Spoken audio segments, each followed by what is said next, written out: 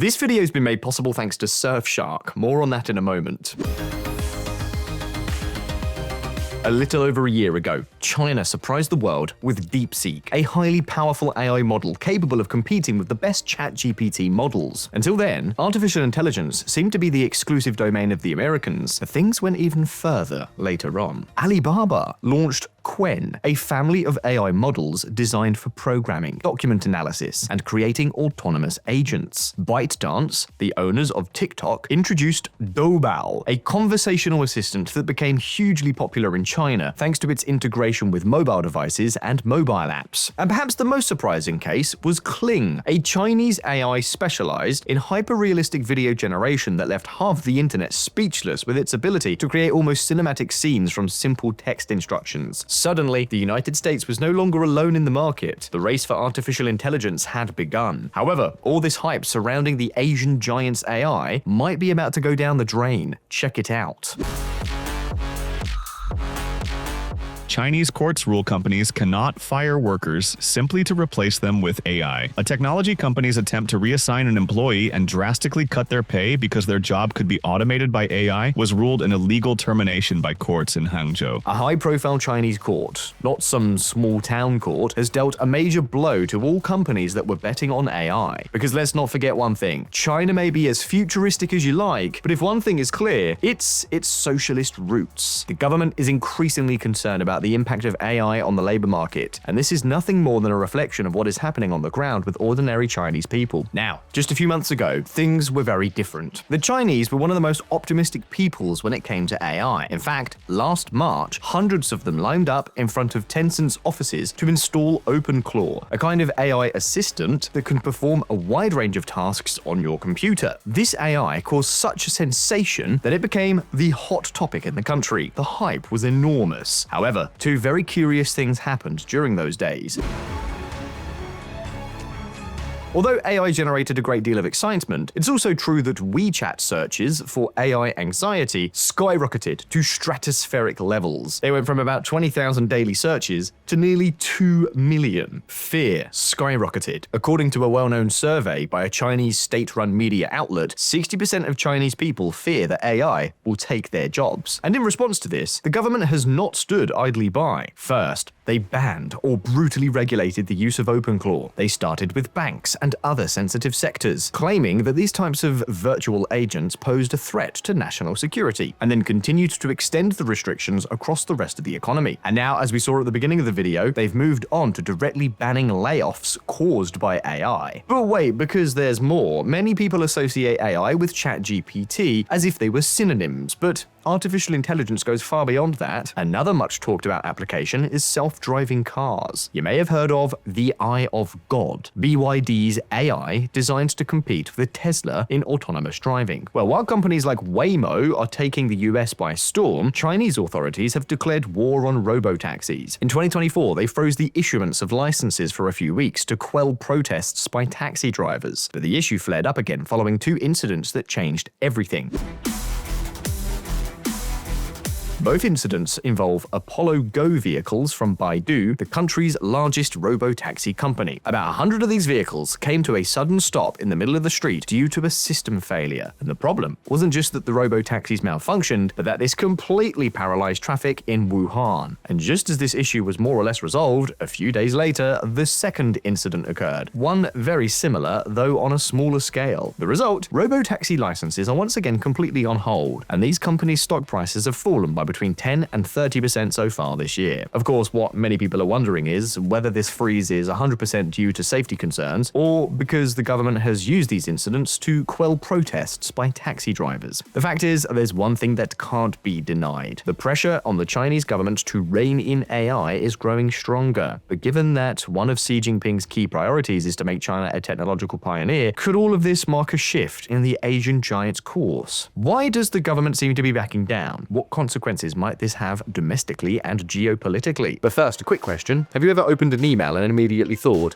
something's not right here? Or clicked a link and regretted it the second the page loaded? Yeah, the internet can be a bit of a minefield sometimes. That's why Surfshark's latest updates caught my attention. It's always been a great VPN, but now it feels more like a proper safety layer for your everyday browsing. One feature I really like is the web content blocker. It lets you block whole categories of websites across all your devices. Things like gambling sites, malicious pages, or anything else you simply don't want to see. Basically, it helps stop risky clicks before they happen, and you can switch it on or off whenever you want. Then there's the email scam checker. If you use Gmail and an email looks suspicious, Surfshark's AI can check it for phishing attempts, dangerous links, or shady senders, and tell you whether it looks safe. With scams getting more convincing all the time, that extra backup is genuinely useful. And of course, you still get the classic Surfshark benefits: private and encrypted browsing, access to global content, and even the option to check flight prices from different virtual locations to look for better deals. All of this comes with one subscription that covers unlimited devices: your phone, laptop, tablet, smart TV, even gaming consoles. You can also share it with your family, so everyone's protected. And for the Visualeconomik community, there's a special deal. Get 4 months extra when you sign up at surfshark.com/economic. Use the code ECONOMIC or scan the QR code on screen. Plus, there's a 30-day money-back guarantee so you can try it risk-free. Stay safer online and browse with confidence with Surfshark. And now back to the video. As of today, we could say that the Chinese economy has 3 major problems, which are also closely interrelated: the real estate bubble, low consumer spending, and youth unemployment. The latter is staggering. Between 2018 and 2023, the unemployment rate among young people aged 16 to 24, excluding students, doubled, exceeding 20%. Depending on the country you're in, it might not seem like a big deal, but for a country that's still developing, it's absolutely outrageous. And yes, in 2023, they stopped publishing data. There was a 1-year hiatus, and then they released a new series showing unemployment at around 16%. But regardless of whether this new data is reliable or not, 2 things are clear. Youth unemployment is very high, and it's not getting better. In the United States, they complain that the Chinese are stealing their factories and jobs. But in China, they say the same thing about Malaysia, Vietnam, or the Philippines. Between 2011 and 2023, the most labor-intensive industries lost 7 million jobs, and sectors like textiles created 40% fewer jobs than in the previous decade. What's more, factory work has become more precarious, with 1/3 of workers doing flexible shifts instead of full-time hours. That said, we've told you many times on this channel how China didn't destroy jobs in the US, quite the opposite. Well, it did destroy many jobs, but it created even more in other parts of the economy. The problem is that China is not the US, and here the economy is not responding as well. For Xi Jinping, the #1 priority is to create a strong domestic high-tech industry, and he has mobilized the entire country's financial sector to work toward this goal. The problem, it's not the sector with the highest demand for labor. Furthermore, this obsession with technology exports is coming at the expense of domestic consumption, and particularly the consumption of services, which is where the most jobs were created in the US when China took its factories. One statistic sums it all up perfectly. In April of this year, BYD's sales outside China grew by 35% year over year, an absolutely staggering figure. But how much do you think they grew within China? Half? 1/3? Well, no, none of that. They fell by 15%. BYD is not an isolated case. In fact, domestic car sales have been stagnant since 2018. But it doesn't end there. Youth unemployment in China has a unique feature. It particularly affects college graduates, and not just anthropology majors. No, we're talking about engineers and business students who sometimes compete against 1 million candidates for a single job. No, this isn't an exaggeration, it's a real-life scenario. What's more, it's now common to read things like this. As unemployment remains a major issue for urban youth in China, more college graduates are being drawn into delivery work. More than 20% of drivers for the 2 largest platforms, LA.me and Meituan, have college degrees. As of 2022, at least 70,000 drivers held master's degrees. Let me repeat this one more time. Do you now understand why China is starting to become pessimistic about AI? The problem isn't AI itself. It's that with the job market being what it is, any change is perceived as a threat. Although it must also be admitted, according to a study by Peking University, the sectors in China most exposed to artificial intelligence are hiring fewer people. There are similar studies in the US, but there it is much harder to determine whether this is actually due to AI or to an overheated market following the pandemic and rising interest rates. In any case, the situation has escalated to such an extent that the National Standards Committee has prepared a standardized national guide to survey companies on the impact AI is having on employment. Don't think we're talking about the typical survey found in every country where the Statistics Bureau calls you on the phone and asks a few questions to later publish a graph showing public opinion. No, we're talking about something much more rigorous and designed to ensure that AI doesn't lead to layoffs. And although it's not yet mandatory, many other requirements that are mandatory for companies have started out the same way as this guide. So does all this mean that China is going to turn its back on AI? Well, let's not get carried away.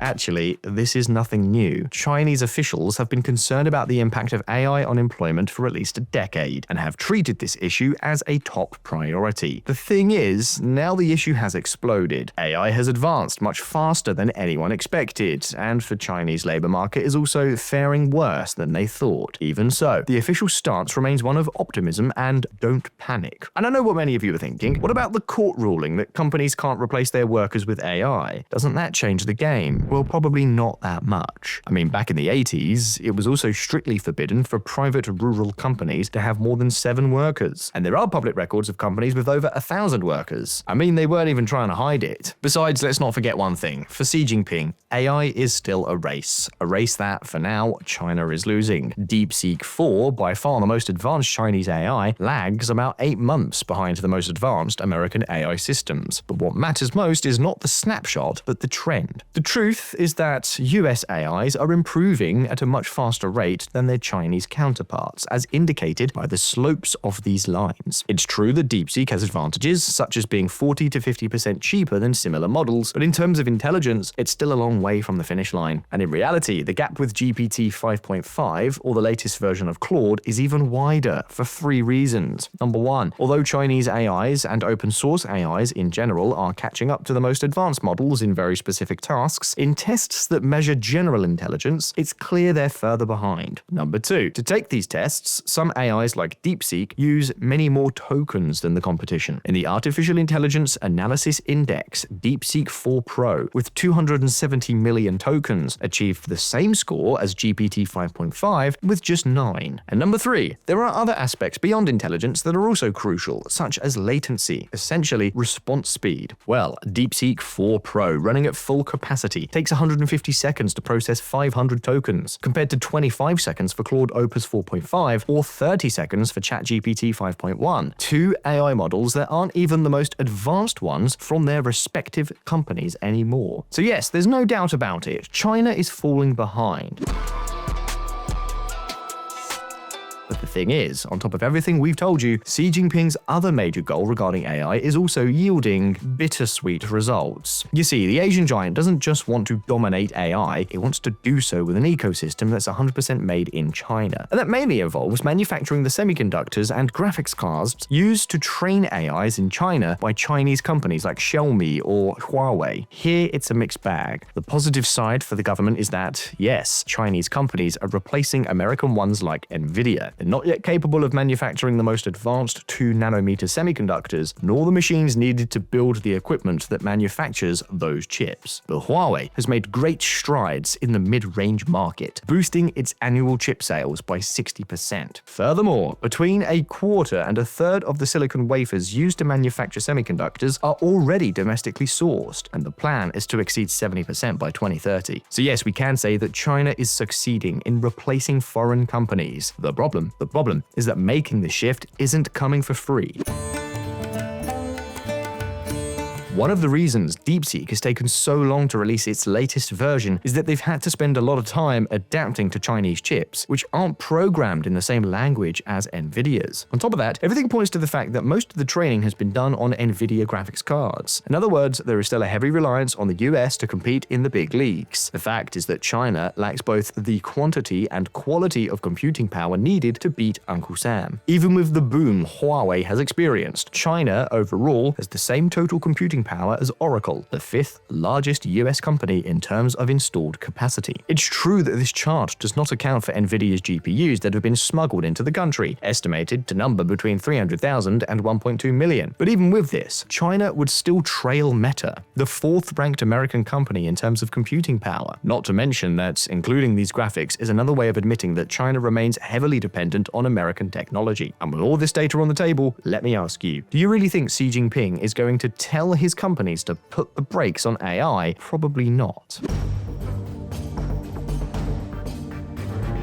Let's remember that this isn't just an economic issue, but a matter of security and national pride. Even so, it's undeniable that the vibe in China is starting to shift. Before, every new technology generated massive hype. Now, they also generate anxiety, especially among younger people. And this is something that political authorities cannot ignore either. How will this issue be resolved? We don't know. At Visualeconomik, we don't have a crystal ball, but we can promise you that we'll be keeping a close eye on things to keep you updated on all the latest developments. In any case, now that we've gotten this far, it's your turn. Were you surprised by the youth unemployment figures? How far will the fear that AI will take away jobs go in China? What will Xi Jinping prioritize? Winning the AI race or ensuring social stability? You can leave your answers in the comments. And don't forget, go to surfshark.com/economic or use code economic at checkout to get 4 extra months of Surfshark VPN. The link is in the description and the QR code is on the screen. And don't forget that here on Visualeconomik, we upload videos every week, so subscribe so you don't miss any of the upcoming ones. All the best, thanks for being here, I'll see you next time.